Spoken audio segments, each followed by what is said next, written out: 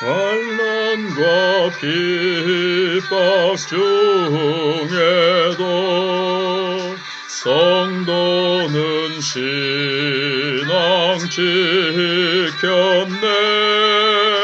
이 신앙 생각할 때에 기쁨이 충만하도다. 성도의 신앙 따라서 죽도록 충성하겠네. 옥중에 매인 성도나 양심은 자유하던데 우리도 고난 받으면 죽어도 영광되도다. 성도의 신앙 따라서 죽도록 충성하겠네.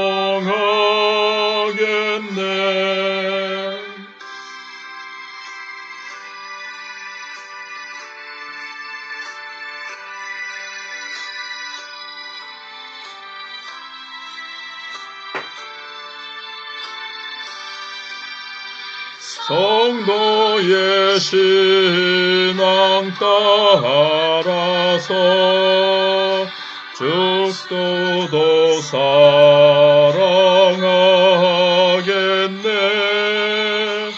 인자한 언어 행실로 이 신앙 전파하리라.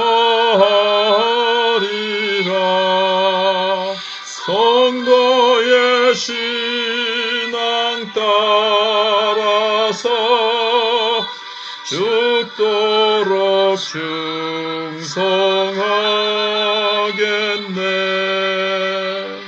아멘.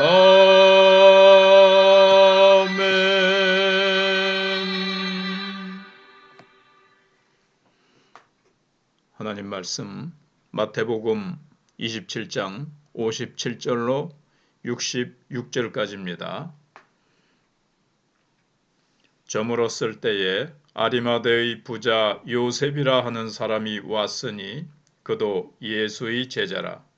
빌라도에게 가서 예수의 시체를 달라 하니 이에 빌라도가 내주라 명령하거늘 요셉이 시체를 가져다가 깨끗한 세마포로 싸서 바위 속에 판 자기 새 무덤에 넣어두고 큰 돌을 굴려 무덤 문에 놓고 가니 거기 막달라 마리아와 다른 마리아가 무덤을 향하여 앉았더라.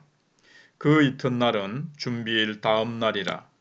대제사장들과 바리새인들이 함께 빌라도에게 모여 이르되 주여 저 속이던 자가 살아있을 때에 말하되 내가 사흘 후에 다시 살아나리라 한 것을 우리가 기억하노니 그러므로 명령하여 그 무덤을 사흘까지 굳게 지키게 하소서.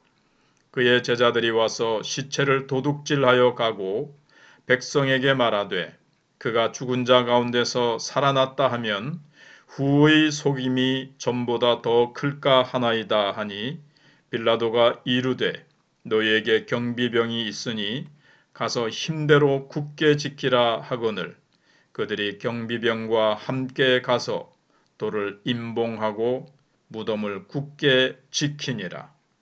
아멘. 첫 번째로 오늘 본문의 제목은 끝까지 충성하는 제자입니다. 누가 끝까지 충성하는 제자일까요? 예수님의 순환은 장례로 끝납니다. 마태는 아리마대 사람 요셉이 예수님의 장례를 수행하는 것을 소개하면서 제자의 삶이 어떠해야 하는지를 알려주고 있습니다. 첫 번째, 끝까지 주님께 헌신하는 사람입니다. 57절로 61절을 보시면 아리마대 요셉이 빌라도에게 예수님의 시체를 달라고 요청하자 빌라도가 내주라고 명령합니다. 58절입니다. 비록 공회원이라 하더라도 공회의 요청에 따라 십자가에서 처형된 자의 시신을 장사할 수 있게 해달라고 부탁하는 일은 쉽지 않았습니다. 하지만 그는 용기를 내어서 예수님의 시체를 달라고 합니다. 자칫 잘못하면 공회원들로부터 배교자라는 오해를 받을 수 있었지만 주님의 장례를 치르고자 합니다. 필시 예수님의 장례는 대단히 귀중한 사안입니다. 예수님이 십자가에 못 박혀서 돌아가셨으나 아무도 장례를 치르지 않았더라면 예수님의 시신이 모욕과 멸시를 받았을 것입니다.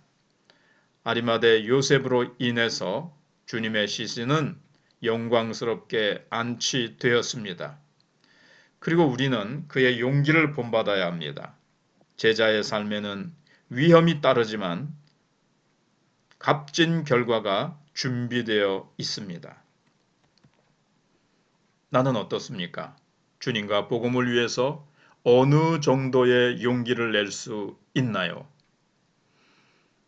다른 사람들로부터 오해와 배반자라는 멸시와 소외감, 따돌림을 당할 수도 있습니다. 그러나 주님과 복음을 위해서라면 기꺼이 멸시천대를 핍박을 당할 용기를 낼 수 있어야 하겠습니다.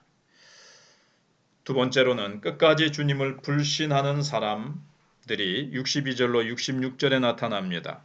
예수님이 돌아가신 날은 안식일 전날입니다. 즉 니산월, 오늘날의 3, 4월입니다. 15일인 금요일입니다.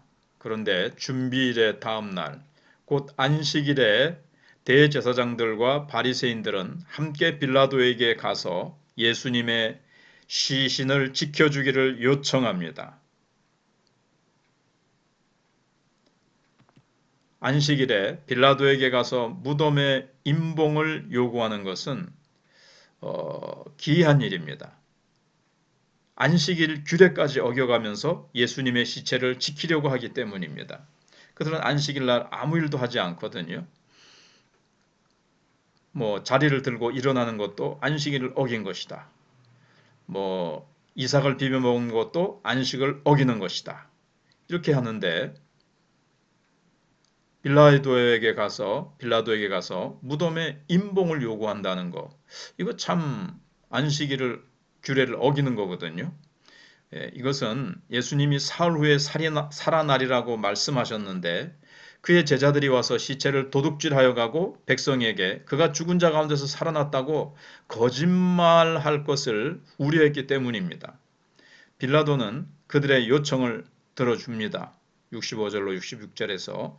그러나 이것은 예수님의 부활이 사실임을 입증하는 역할을 나중에 하게 됩니다.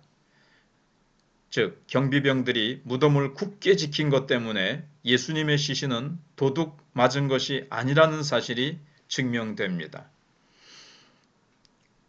무기도 없고 군사훈련을 특별히 받지도 않은 제자들이 로마에 훈련되고 아주 무기로 무장된 로마 군인들을 물리치고 예수님의 시신을 도둑해낸다는 것은 불가능한 것입니다. 그래서 부활을 믿지 않는 자들에게 어떻게 부활을 설명할 수 있을까요? 예수님, 그것을 한번 생각해 보십시오. 예수님의 무덤은 비어있게 되었습니다. 제자들이 뭐하러 생명을 걸고 예수님의 시신을 돌아가셨다면 말이죠. 돌아가신 시신을 훔쳐가고 부활했다고 거짓말을 한다고 해서 그들에게 돌아오는 이득이 무엇이 있습니까? 로마 병정들과 목숨을 걸고 싸울 이유가 무엇이 있습니까? 그렇기 때문에 예수님 부활을 믿지 않는 자들에게 우리는 예수님의 빈 무덤을 우리 통해서 우리는 전달할 수 있을 것입니다. 기도 제목은 의심과 두려움을 버리고 주님께 끝까지 충성하고 헌신하게 하소서. 예수님의 뒤를 따르던 제자들은 십자가에 못 박히시게 되자 또 십자가에서 죽으시자 온갖 지금까지 일들을 의심하고 두려워하면서 예수님을 버리고 도망갔습니다.